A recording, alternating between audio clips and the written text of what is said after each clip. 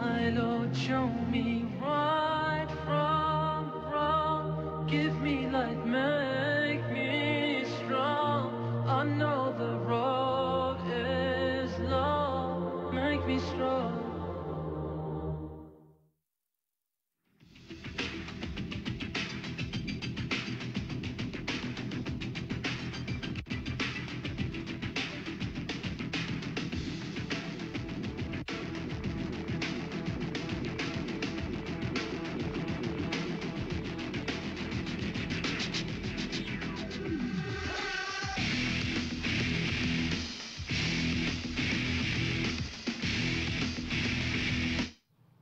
أعوذ بالله من الشيطان الرجيم بسم الله الرحمن الرحيم الحمد لله رب العالمين والصلاة والسلام على رسول الكريم.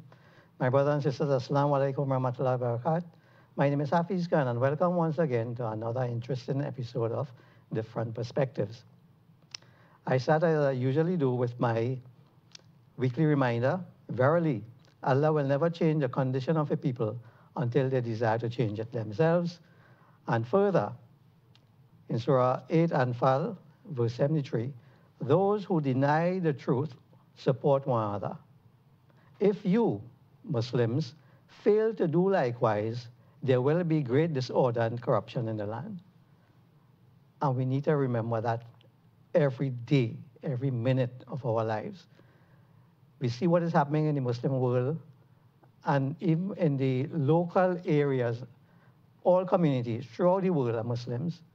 We cannot seem to be able to support one another and come together. Today we were supposed to complete part 4 for our series that we were doing on positive emotions. And for those who would have tuned in expecting to see that, my apologies, we will have that finished next week. So join us next week for that. We have a special program today. We were afforded a special opportunity, and which I didn't want to miss. I am sure that most of you, if not all, are aware that the Islamic Dawah movement had declared October the month of Dawah. And they have been having programs throughout the month to commemorate this, and mainly on the weekends. I'm not sure, I know they had some good public relations and advertising, so I'm sure most people would know within the Muslim community. So they have been having a lot of programs, and it is culminating this weekend with a two-day symposium entitled the GEMS session. The details of that, well, it's up on the screen, but we'll have a brother discussing that during the course of the program. So they are invited two exciting personalities to make presentation at that symposium. For those who are not aware or aware but have not decided whether to attend or not, we hope that after tonight you will have a positive decision that you'll want to get there. So my guests today are, starting on my extreme left, Imam Suleiman Hani. Jazakallah for coming, and Assalamu alaikum. Wa alaikum assalam wa rahmatullah. And we have the man of IDM, Brother Zahir. Assalamu alaikum and welcome. So first we'll deal with Imam Suleiman Hani. You're from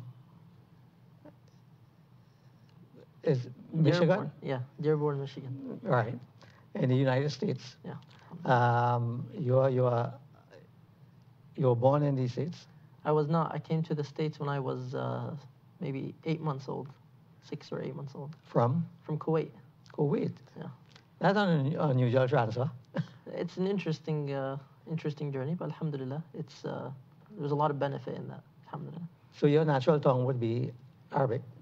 Yes, Arabic, although I was raised in the U.S. my whole life, so also English. Yeah, I know. Yeah. Obviously. I see that one of the things that you will be covering and one of the books that you have written is memorizing Quran. Yeah. Do you think that memorizing Quran and knowing Arabic makes it easier? I absolutely believe that knowing the language does make it easier. However, it could be argued that most of those who have memorized the Quran in the world are not Arabs, which shows us that if someone feels like the language is an excuse or an obstacle, there are perhaps many people around us who are beautiful witnesses that this is not always the case. It's very doable without the language. However, the language makes it easier, and the necessity of an understanding, and that's the objective of the Quran, is crucial. I have come across a number of Hafiz of Quran who seem to don't have a clue as to what the adab of Islam is about. And that's the reason why I brought that up. And it goes right back to really understanding what you've been. Absolutely. So it's like rote, and they would go and lead namaz, and they just sing what they have. And does it really make sense? I mean, as you said, there are blessings for it. However, if one goes through the effort, isn't there that it could be done simultaneously? Absolutely agree with you, 100% agree with you. And that's something I emphasize in the book multiple times. The objective is not simply to memorize words and to recite words publicly. If anything, that's one of the last priorities. So throughout the book, most of the emphasis is on understanding the Quran and implementing what we learn. The people of the Quran, if they are really people of the Quran, aside from memorization, they should be role models in every facet of the Quran. They should be walking examples of the Quran.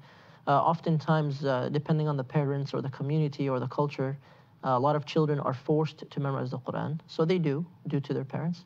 And then they end up leading prayers, and then they end up being symbolically people of the Quran, externally speaking. But as you said, many of them are not taught Islam properly or fully. Many of them are not taught the understanding of the Quran or the manners of the people of the Quran. So no, I definitely agree with you. It's something that should be emphasized more anytime the subject of memorizing the Quran comes up. And I'm amazed that, I mean, in madrasas throughout the world, that has not been something that we done. Because it becomes very easy if it is that you know the words. Yes. In my mind, one of the biggest problems is to be able to say the words and actually know what the words are. Yeah. To go beyond that and actually learn all of us, I mean, we naturally pick up language before we learn to actually read and write. And therefore, it should be easy if it is that we are in fact going through that process of memorizing Quran to be able to take it. But there seems to be an absence of effort to teach those who are learning the Quran and memorizing Quran the actual language itself. That has always flabbergasted me.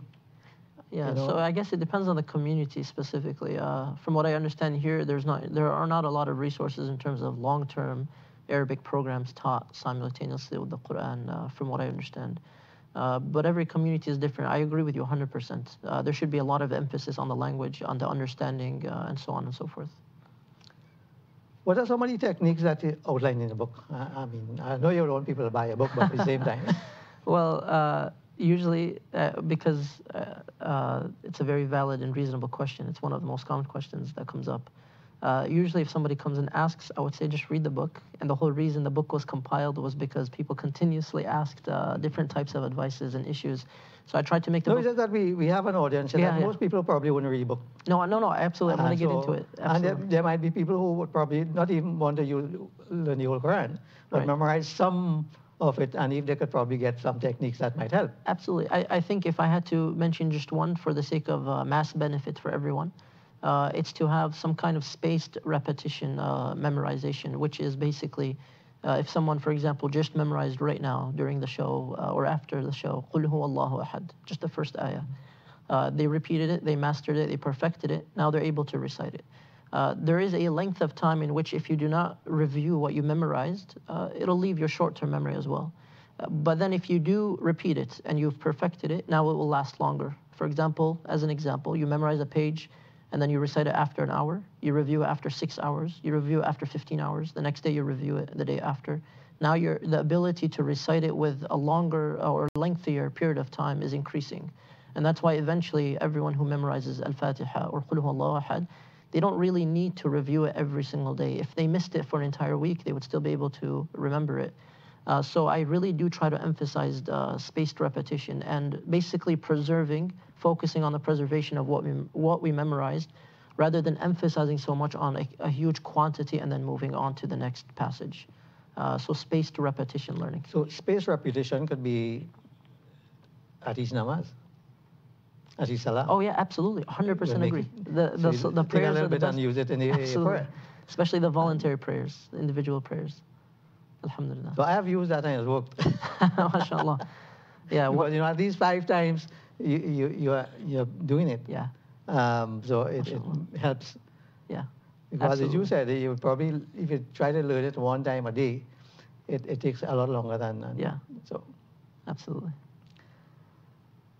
Muslims are once at the top of the world, number 1 in the world. We are now virtually at the bottom of the ladder. What do we collectively as Muslims throughout the world need to do to get back up, in your mind? I believe if it all had to be summarized as one answer, it would be the statement of Umar radiallahu anhu when he said, نحن قوم أعزنا الله بالإسلام فإن ابتغينا العزة بغيره أذلنا الله. We are a people, and it was taken out of a longer passage, we are a people who are given honor only through Islam. And if we abandon it, in other words, then we would find that we are disgraced, humiliated in terms of our status in this world. Sometimes we shift the blame and we don't realize there are many factors for the way things are right now. And it's not just one issue. And I don't believe anyone will say it's black and white because that's not very, I don't believe that's very wise or accurate. So one of the issues that comes up is how connected are we to our own faith? And how connected are we to other matters of the dunya, or disconnected from the basics, the rudimentary aspects of faith, or perhaps more connected to culture in some areas. So there is a strong emphasis that if we were to give more honor to the rights of Allah in our life, we would be given more honor in return as well. I have on numerous occasions identified in this program that the methodology with which we learn to teach Islam seems to be upside down. We teach Islam as a bunch of rules rather than a philosophy. So therefore, the rules themselves become Islam and not the principles. Okay. So people learn Islam and know that, all right, you have to make wuzu, you have to pray, you get to heaven. And everything else, you could do what you want. Yeah. If we teach Islam in terms of philosophy, in terms of truth, justice, brotherhood, if we do it that way, then that becomes our Islam, which is really Islam. That should be the way it's taught. That's right. That should be the way it's taught. You're absolutely right. And I believe oftentimes if people are taught just the rulings, like you said, it's very superficial and limited. If anything, most of those who are taught by their parents, just the external rulings, do this and don't do this, and there's no internal motivation or purpose or comprehensive picture of why we do what we do, it leaves many people empty and detached in the long run. And as they get older, they're more and more detached from it, and every generation thereafter. So I agree with you. It's an entire way of life, and it addresses every facet of life, and it's more comprehensive than just rulings or jurisprudence. Rather, it covers issues that are social issues. It covers issues that are for the welfare of the world and society, for the sake of peace and harmony, for the sake of justice, for the sake of truth. I absolutely agree with you. I was reading a book recently with the Quranic worldview.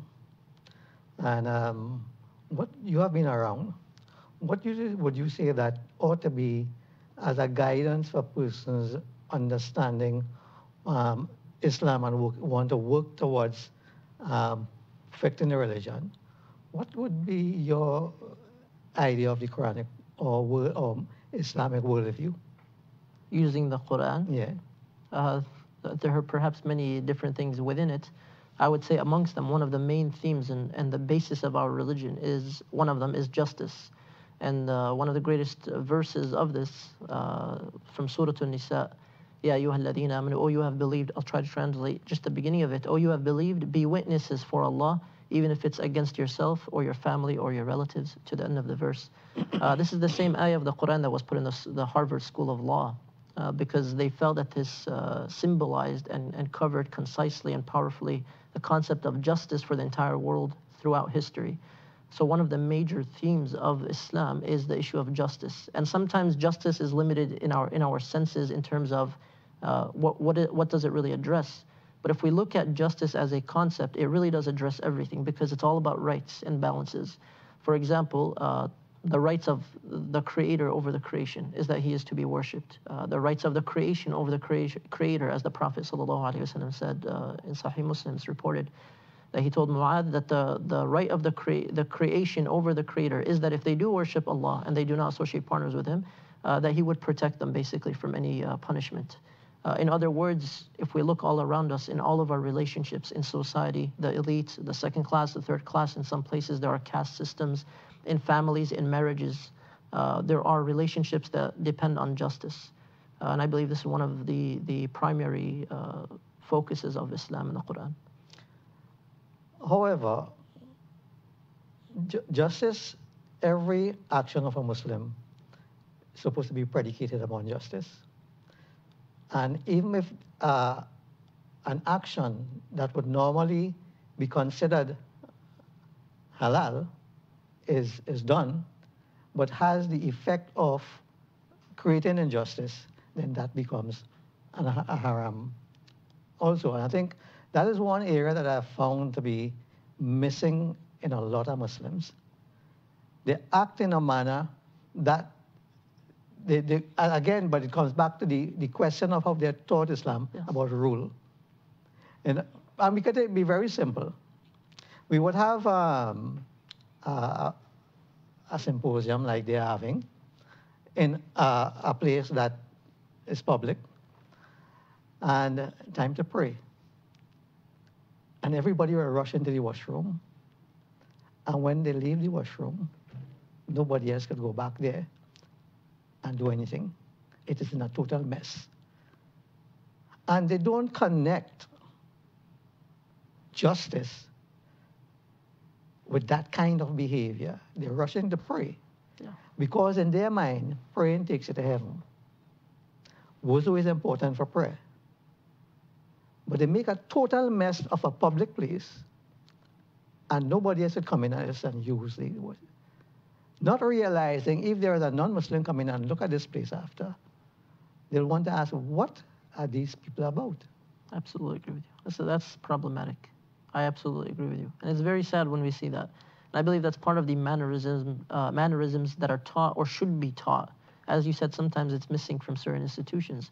But that should be emphasized at a young age, that Islam is more comprehensive than just pray regardless of how much you destroy in your path to get there. For example, in many mosques on Fridays, in the United States at least, people are rushing to make it to the salah. So what do? They end up double parking, blocking the road, non-Muslim houses that are prohibited to park in front of.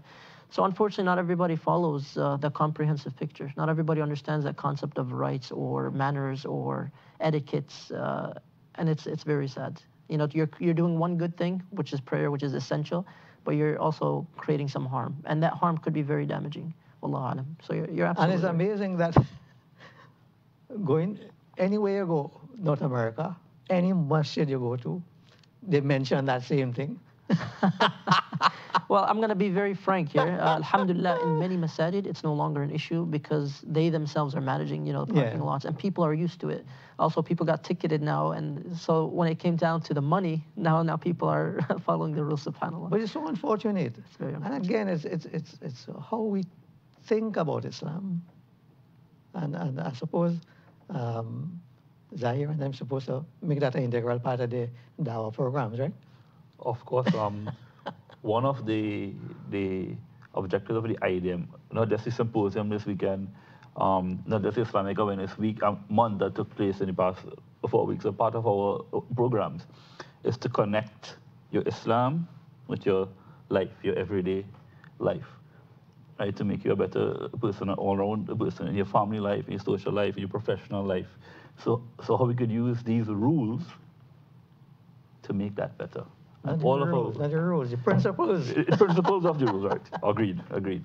So the IDM and all its programs, we try to connect that, and we try our best to connect it. One thing that I find that is not very well known in China in particular is the Maqasid of Sharia. We don't understand that the Sharia is supposed to have an ultimate objective. Right. And as a result of that, we don't connect. That is why we don't connect. We see the Sharia as the objective. Right, rather than the objectives that it brings about. That's right. And so we have to look at that in terms of making. I mean, I have had, I think, about 6 programs on Maqasid Sharia, on this program, to bring people aware. And I mean, the feedback we have got is people weren't even aware that, this is an aspect of Islam. Yeah. That understanding that the preservation of life, preservation of wealth, preservation of your progeny, those are the things that really the objective of the Sharia that's supposed to bring about the thing. People are looking at the Sharia as the objective. Satisfy these, and that's it. That's true. So again, in your programs, we need to get those kind of things done. Inshallah. From your perspective, you have been around all over. What are some of the common issues that you have had to deal with throughout the Muslim world that you have been? It's amazing because you already covered several of them, mashallah. And I think all of them go back to an emphasis on understanding our religion properly. Because if it's very superficial and it's passed down from parents to children in a very superficial way, this continues on and on and on. And so always the solution is for all of us to strategize in different ways to increase education and awareness through any platform, media, shows like this, as you're doing. May Allah reward you for that. So that people learn. Because as you said, there are perhaps many people who heard for the first time ever about maqasid from you, or from the show, or from something specific that you released. So we want to increase awareness, education, so that people are connecting basically all the dots back together in a very comprehensive way. One of the common issues, and I believe this is an issue here as well, based on what I was told, there is a lot of emphasis for many parents on preserving the religiosity of their daughters, and sometimes not enough on the sons. And so this causes a disproportion or basically imbalance in terms of the number of sisters that are practicing in the Muslim communities and the number of brothers. So we find in some communities, not all of course, we find in some communities a much larger number of practicing sisters than brothers. And eventually this creates social issues as well, because now there are a larger number of unmarried sisters. There are a larger number of issues that come about because of that in and of itself. This is one of the issues that I feel is kind of consistent in many communities as well. Lack of complete comprehensive education in some places, an emphasis on the daughters more than the sons. And the third thing that I believe is extremely problematic is an emphasis on culture and nationalism in a way that's unhealthy in terms of balancing it with the faith. And so anytime culture takes precedence over faith in very rudimentary things, it creates long-term problems, and they affect the generations and communities as well. Allahu A'lam. I think that comes about, one, in terms of the inability to separate both of them. Yeah. In terms of they have become or accepted as an inherent part of your faith. The other one you talk about, because I am acutely aware of the one with the sisters, because I head an organization, the National Islamic Counseling Services. And we take care of those areas in terms of we do marriage workshops for young persons. We have marriage retreats MashaAllah. for the older ones. We do counseling, premarital and postmarital counseling. MashaAllah. And we just started a series of cocktail evenings for young people who are looking for spouses. So we have a togetherness, and well, all monitored in the right way, but they are able to meet with one another, MashaAllah. in a proper environment, and that has been working well. So what we have found is that, and in Trinidad, we have there is a large percentage of sisters who are very well qualified in every different way, and are unable to find spouses. What we find within the community is that they ask the daughters to focus on education until a particular age. And as a result of that, most men are taken up by 1920, they get in some kind of relationship. So by the time these girls who have kept themselves pure and focused on education becomes qualified they have missed the boat.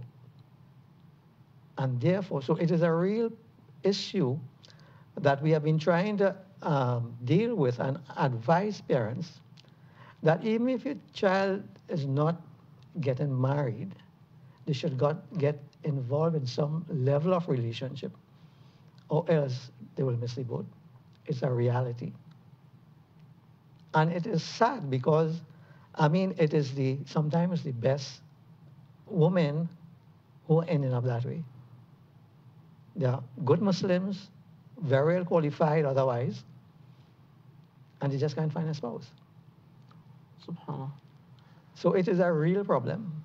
You indicated that as a worldwide problem within the communities. But we have to understand the genesis of the problem. And we have looked at it and found that that was one of the reasons why. They want to keep, but I don't think it is because they allowed the men to be a little more liberal.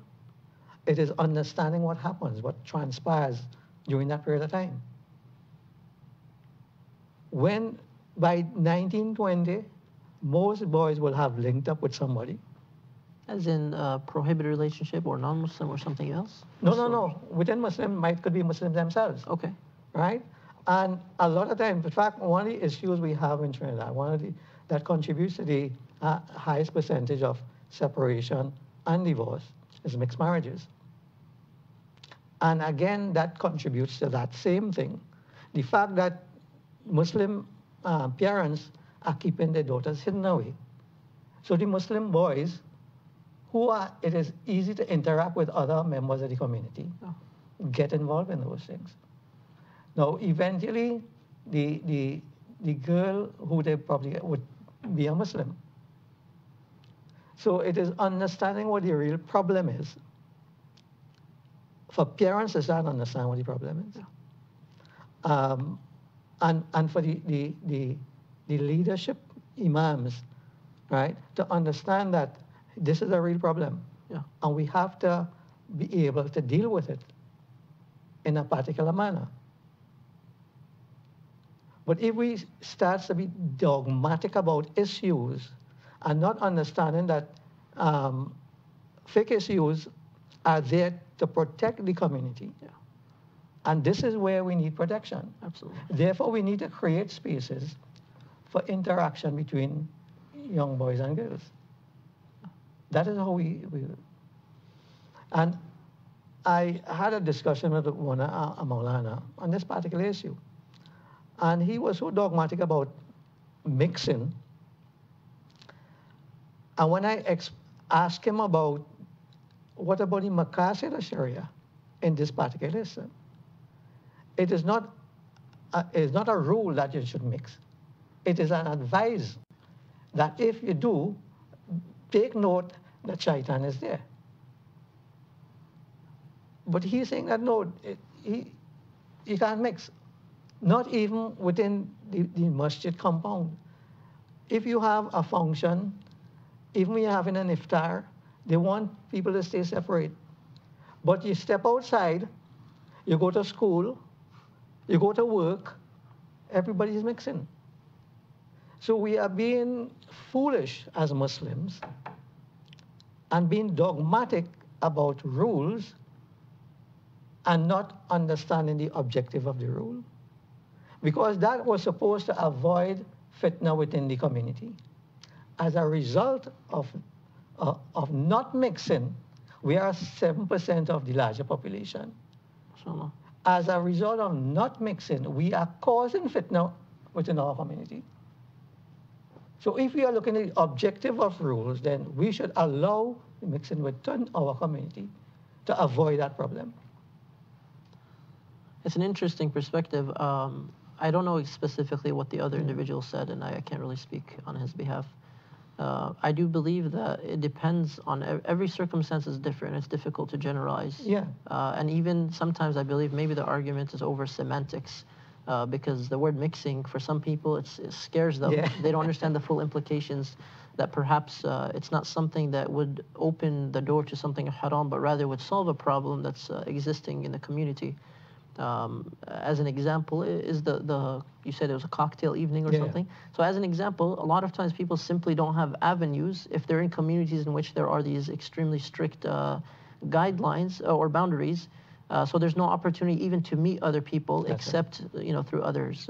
So it does create some issues. And I believe, as you said, we should be using the fiqh that is actually applicable to every time and place in order to resolve these issues when they do arise. Absolutely. All right, so we could probably touch on some of the topics that would be raised at the... Well, alhamdulillah, some of the parts of the discussion, especially the last one, which is about our young brothers and sisters and marriage. On the Saturday, there is a topic that will be presented by our sister Alima Ashfaq, who is from the UK. We didn't mention her. She's visiting from the UK. And she'll be doing some sessions for brothers and sisters, and she'll be doing a session for sisters only. And she'll be touching on one of the topics about marriage. It's titled Love Unveiled. All right, and she also wrote a book about this topic, so she'll be going into more information with regards to advices that our young brothers and sisters should take heed of in the process of finding a spouse, or finding someone suitable to get married to.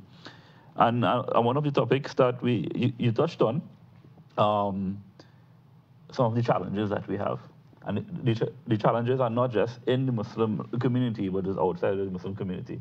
So we have external and internal challenges. And one of the topics is remaining steadfast in difficult times. And this is something that I believe that first to myself and many other persons, we need guidance. We need some information that when something happens, how do we take that information? How do we process that information? And how do we react to that information? And from Quran and Hadith, there are numerous examples on the Seerah of Rasul sallallahu alaihi wasallam where we can take examples and apply that, and so we can be able to get through this storm, this process of unease that we face from time to time. You know, one of the things that happens in most of these conferences or symposium that we would normally have, we'll have the same people coming over and over. The question how we bridge the gap. We normally attract 10% of the real population. So we're talking about 90% of the population that we don't reach, unfortunately. So we have to start as Muslims being creative and innovative, a word that Muslims would like to use. Some people. But we need to start being innovative and really look to, so we generally are usually preaching to the converted. And at the end of the day, we have a lot of effort and not achieving the goal that we set ourselves. So we need to really, as I said, be innovative and try and see how could we. And see, you have been innovative in bringing a young person, right? I feel Young old. guy. I feel very old. No graves. Alhamdulillah. No graves. Okay, it's the type of food you eat in Michigan. The water in Michigan. So we are hoping that those looking on would see that there's a young individual that would be giving some advice that might be relative to the youth and encourage them to come. Was that his strategy? Of course, that is part of the strategy. From time to time, myself, I did not ask the Imam how old he is. You know, I know how old I am, and I probably guess how old you are. All right. We need fresh blood. You need new faces. You need new perspectives. All right. And while going through the options that we had, we came across Sheikh Hani's lectures, some of the blogs that he wrote and stuff like that on his Facebook. And we examined it and we said, you know what, maybe this guy, we'll give him a shot. We'll try him out. We'll fly him down to Trinidad, we'll give him some doubles, some KFC, and see if he can live up to the task, inshallah. And we believe that, and I agree, that sometimes the attendees, they repeat. That's fine. That shows commitment to a process. So once we continue having a program of this type, those individuals would have been developed over a period of time. and they will go out, and inshallah they will impact other persons. So a conference may take place next year, and they'll say, hey, you know, we went to a conference last year, and they know two people who were not there. I think this will benefit you. Come with me. Right? So over a period of time, these type of events, these type of symposiums, they have an effect. So by the time they're 90, they will get the 100%. Well, inshallah, the population of Muslims in Trinidad may increase by then. But with everything, you know, it takes time. It takes time, you know. I think one of the biggest benefits of the conference, based on the schedule that I've seen and the structure, mashallah, first is that it's comprehensive in different areas, Yes. which is beautiful. As we mentioned in the very beginning, the issue of, you know, focusing on one aspect and forgetting the rest of the religion, that's problematic. The second thing is, I believe a lot of emphasis will be placed on the practical and not just the theory, so that there's real action, real change, real benefits long-term, you know, between now and next year, the year after, and so on and so forth. It's not just a matter of, oh, this is a good conference, come with me.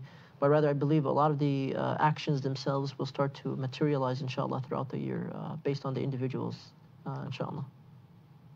You know, I remember attending Jummah in a mosque in Miami. And there was a young guy, looked almost like you, giving the khutbah. And he was making a point. Apparently, it was a series of programs he was doing, a series on a particular topic. But that day I was there, he started by referring to the fact that, you know, there are a lot of people who are going to study Islam now, and they go on to study fiqh and hadith and those kind of things. And he said, you know, we ought to go back to what was done by the Prophet ﷺ. How did those Muslims learn Islam? They just started learning hadith. He said what they did, the Prophet got a revelation. He taught it to them. They learned that particular, what was revealed, and they inculcated it in their lives. So over the period, that is how they became Muslims. But we have so many, I mean, he has so much talk about hadith, and we don't hear enough about it. Quran. Why? And at the end of the day, we learn Quran, learn to read the whole Quran, but we don't know anything in the Quran. And we keep quoting different hadiths. And sometimes a lot of hadith is being quoted and applied to circumstances that are totally different from the original circumstances that the ruling was made on. So then the whole thing becomes skewed. There was one commentator I saw that said that, you know, at the time of the Prophet ﷺ, he told them, do not record what he's doing. Yes. Because he wanted them to focus on the Quran and learn that first. To clarify, though, the statement was earlier on.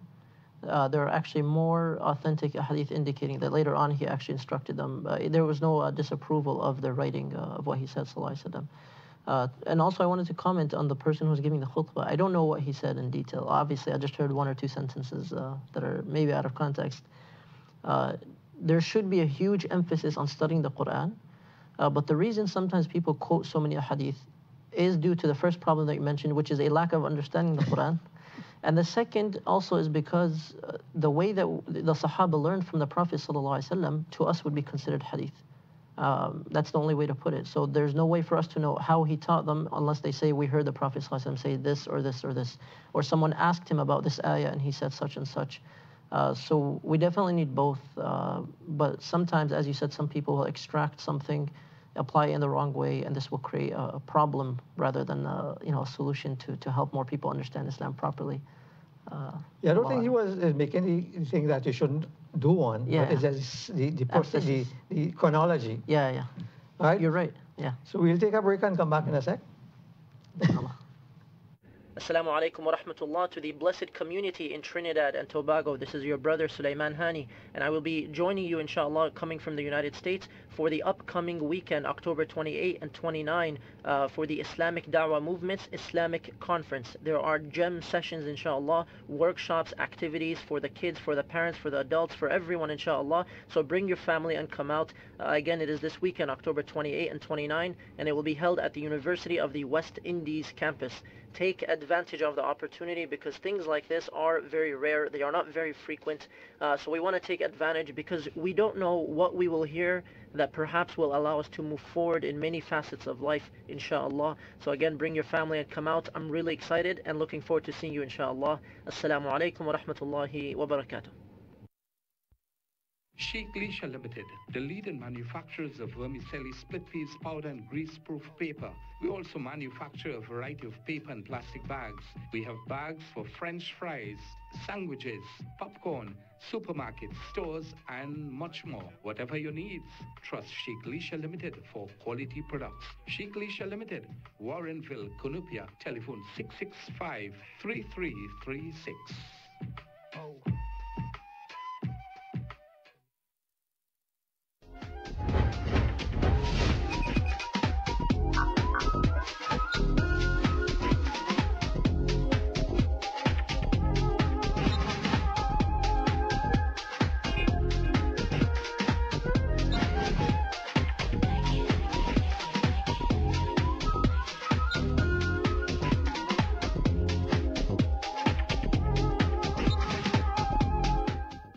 Great news! With Trinidad Fresh, you get 70% real fruit juice, and it's available in fruit punch, orange, and apple. Drink Trinidad Fresh.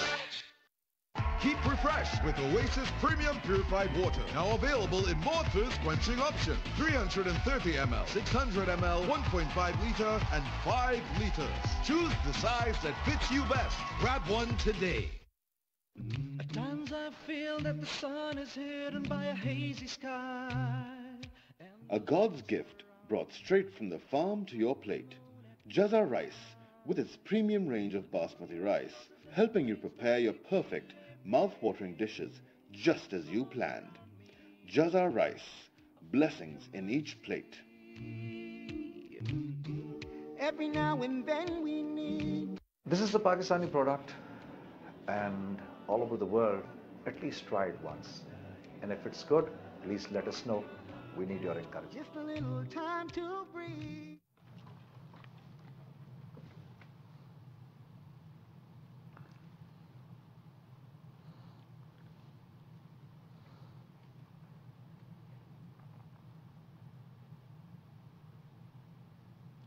Are we on? Welcome back, brothers and sisters.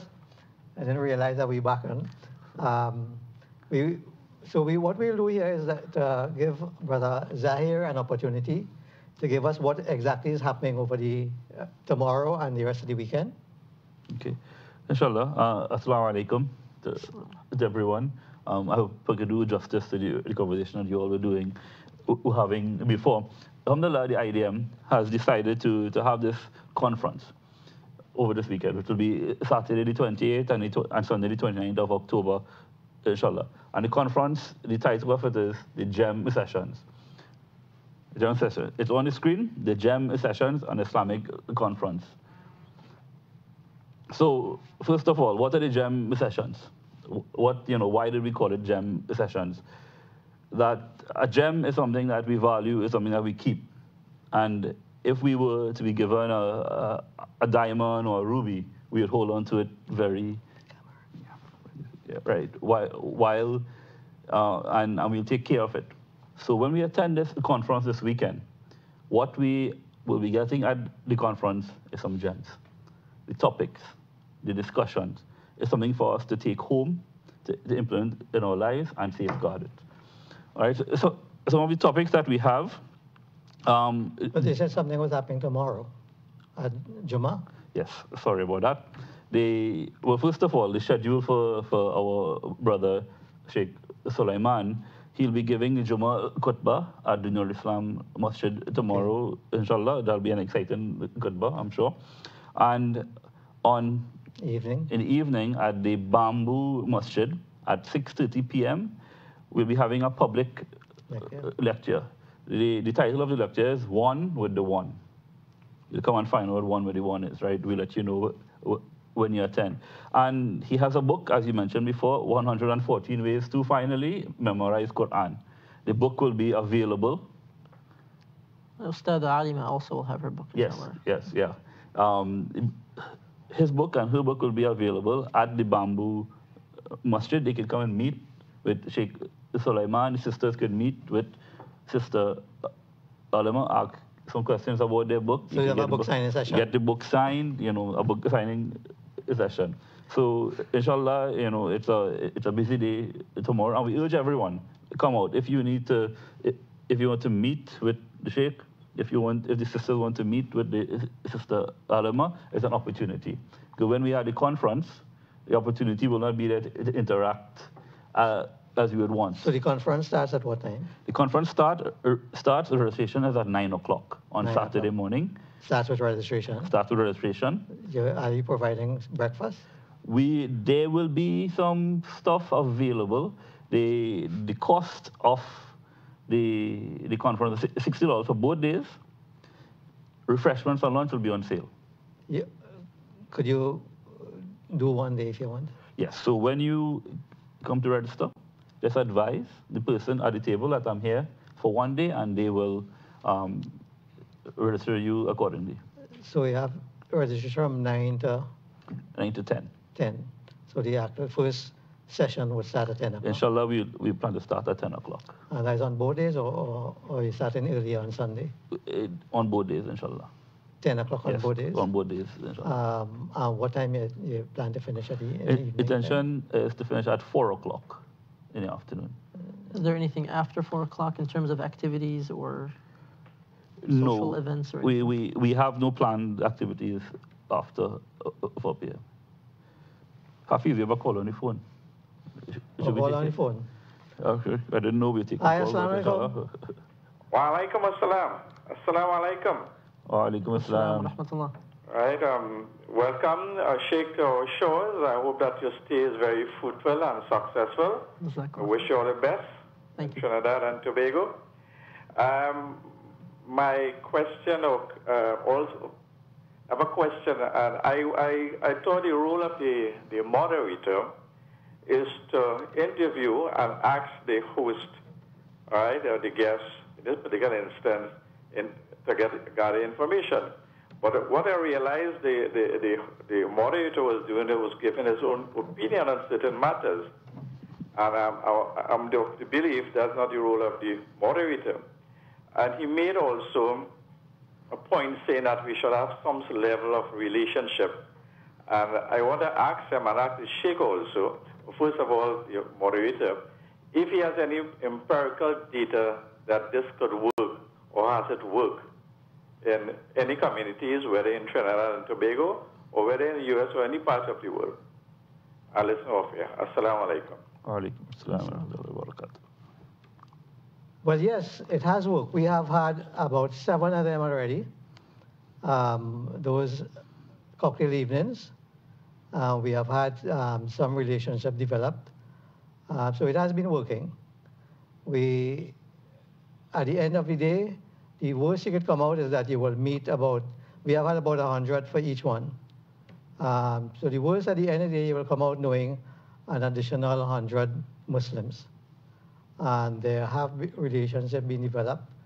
And so it has been working. And I think the caller, he's entitled to his opinion in terms of what the role of the moderator is. So I would just leave that there. But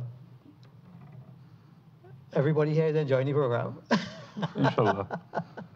Okay, so we can probably get back to the program a bit. So on the first day, day one, which is the Saturday, the title of the day is Leadership of the Greatest. That's the title, that's the theme of the first day.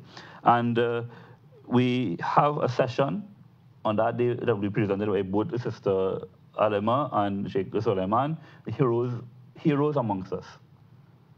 Right? No, that means past and present.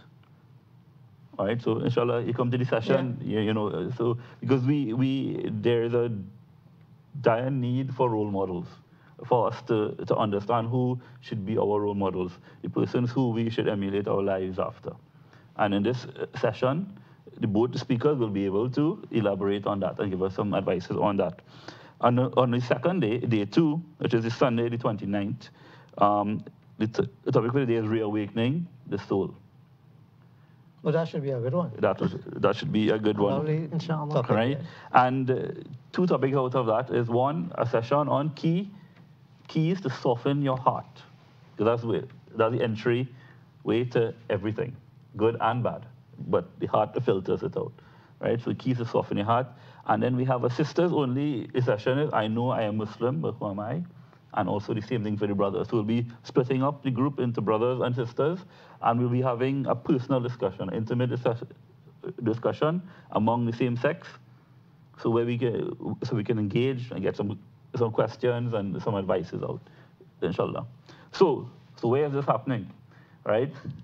So all these goodies, all this ilm, all this knowledge, all this advice will be taking place at the Nur Hassan Ali Auditorium at UE St. Augustine. And as we said, we're starting from 9 o'clock. We were starting from 9 o'clock on Saturday. Session was going until 4 p.m. No, I had the same problem when I first told me that. UE grounds is fairly big. Where exactly is the Nur Hassan Ali Auditorium located? It is located, first you have of all, JFK, you have the library, you have the other one on the end. Okay, so the Nur Hassan Ali Auditorium is north of the JFK Auditorium, just north. Just behind. Yes, it is in the Faculty of Law on the UE St. Augustine campus. All right. Alhamdulillah, if you go to our Facebook page, we actually have a map. Okay. A map, so everybody can go to the Facebook page, Islamic Dawah Movement, and you'll see a map. Also, when you get there, stop by the security booth, ask them, where is the Nur Hassan Ali Hall? And they'll advise. Just tell us some of the I know you, for this whole month you were doing events. Yes. Just give us a rundown of some of the events that you would have done so that people who were not aware would understand what the amount of work that the IDM is doing. Okay. Alhamdulillah, as mentioned, the month of October was our Islamic Awareness Month. Previous to that, it was Islamic Awareness Week. So we made a decision that we'll dedicate the month and we'll split the activities into different weekends and some days to have more effectiveness. All right, so alhamdulillah, we dealt with some social topics. So it's 4 weekends that you had? It's 4 weekends, and during the week we had some activities. Okay. So 2 of the highlight topics, 1, eco-dawah. We encouraged Muslims, young and old, to come together. We went to this place in St. Anne's, the Fons Amandes Estate, if I pronounce that wrong. Fons Amandes. Fons Amandes Estate, stand corrected, to learn more about the environment and to actually plant trees. And alhamdulillah, we had small children, we had teenagers, we had adults. And it was the first time I took part in an activity of that type, and I had a great time.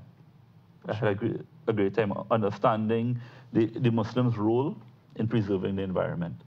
And one of the other activities we had an anti-crime walk. As we know, in Trinidad and around the world, crime is on the rise. It's a social ill that affects us all. So some Muslims, we came out again around the Queen's Park, Savannah, and we just walked. And we handed out some pamphlets on Islam, the solution to crime. And alhamdulillah, we got the media attention. They showed it in the 7 o'clock news. So at least they know that we are fulfilling our role. We have a voice that, crime is affecting us too, right? And we may have a solution to it. And then we have the conventional thing that we do, which is the dawah booths.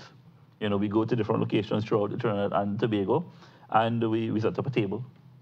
And as people are walking, you want to hear about Islam. Some people stop, they engage in conversation. Right? And one project we started last year, which is the Muslim Next Door project, and we continued this year, is that we engaged Jamaats to engage some members to go out in the streets in their communities. What we did, we provided all the material, all the English Qurans and nicely packaged dawah packs with a book and some pamphlets. We gave it to them, and they went out in the streets and distributed. So last year, we distributed approximately 3,000 of those packages.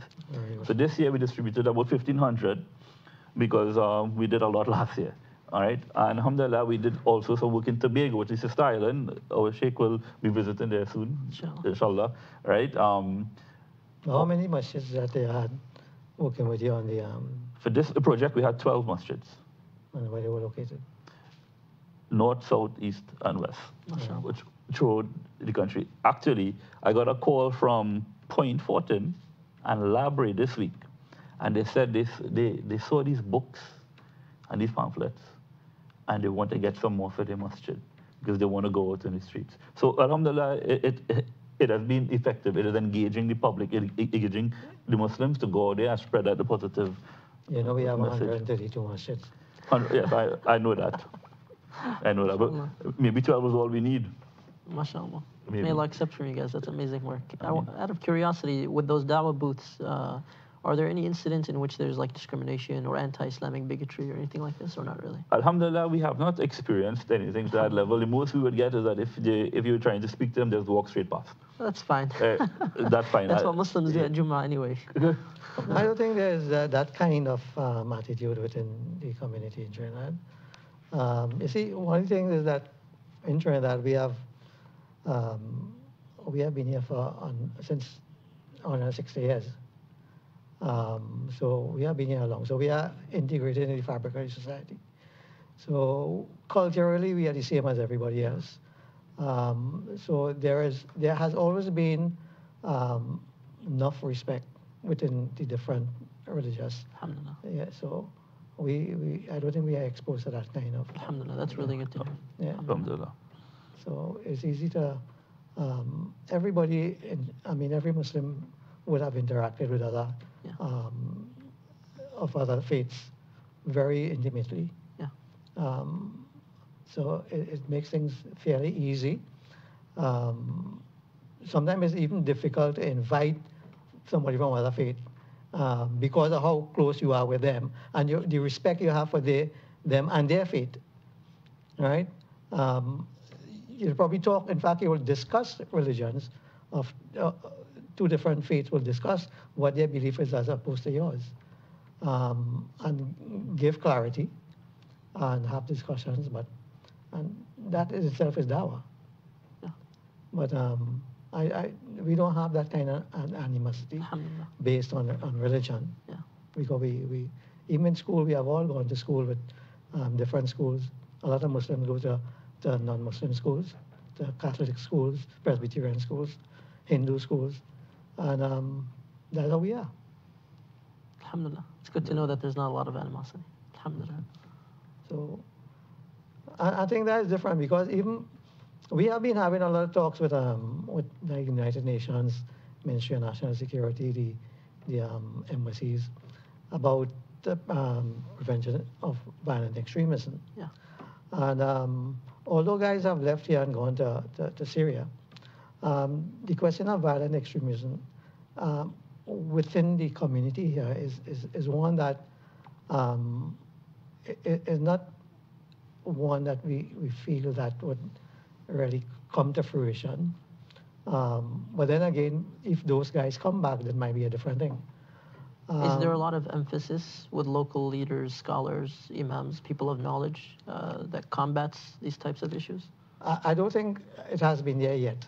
Okay. In fact, some of them do condone it to some extent. So it is something that we need to start focusing on to deal with. So how has been your experience in that respect? Every community is different. Generally speaking, these issues are addressed bluntly in the communities on the Minbar Fridays. We have weekly programs and so on and so forth. So any issues that we feel that are contradictory to the faith, we speak openly about it. We don't wait, because waiting sometimes will give time for the problem to develop further. That's right. So time is up. but I'll ask you all to make some last comments. Regarding what specifically? Anything. Okay, well, I'll go first to the last, and then you go last to the last. Okay, go ahead. Okay, all right. Barakallah. Just to remind everyone, this weekend, inshallah, the GEM sessions at the Nur Hasnali Auditorium, UWI St. Augustine. The cost for the weekend is $60. We'll have our brother, our Sheikh Suleiman Hani from the US, and sister Alima Ashfaq from the UK. All right, so if you want to come out, you want to hear some more, you want to get some more gems from our Sheikh and the sister who you will meet over the weekend, come out. We're looking forward to see you all. A reminder that tomorrow at the Bamboo Masjid from 6:30 p.m., we'll be having a public session titled One with the One. You'll find out what that is when you get there. And our Sheikh's book, 114 Ways to Finally Memorize Quran, will be available to the public. And our sister, she also has a book, The Dua of the Superstars. It'll be available, and some discussion, and you'll be able to sign the book. So we look forward to seeing everyone over this weekend, a weekend of knowledge and a weekend of togetherness, inshallah. Inshallah. If I had to add a closing remark, I've seen countless conferences, events, workshops, and I do believe that many times those who come with the intention to perhaps take a step further in one area of life, you'll reap basically the intention that you have, inshallah. Sometimes these are moments that push us further in many facets of life. Sometimes these are moments that are necessary for us not to regress back into something that is harmful for us. So take the opportunity, inshallah. It's in your locality. Don't wait. And I don't believe there's a maximum age, is there? No. This is for everyone, inshallah. And I do believe that those who come and try to benefit will absolutely benefit, inshallah. Whether you're extremely knowledgeable or you feel that you're extremely distant from the religion, everyone will benefit, inshallah. So we look forward to seeing you there, inshallah. Right. And the guy suggested that I am the moderator of the program. I am the host of the program. And this program is held every week on Thursday nights, just like today. And we once again welcome everyone to join us next week for another interesting, different perspective. Jazakallah. Assalamu alaikum.